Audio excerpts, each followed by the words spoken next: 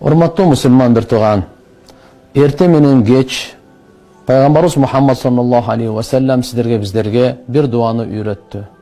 Абу Дауд шарифте келет, Абу Хурайра радыйаллаху анху риваят Пайгамбар саллаллаху алейхи ва саллям айтат: кимде ким эрте менен радийна биллахи роббан ва бил ислами динан ва би Мухаммад саллаллаху алейхи ва саллям расулан деп айта турган болсо, кана хаккан алаллахи ай юрдияху, Алланын мойнунда, Алланын жоопкерчилигинде болот экен аны разы кылуу.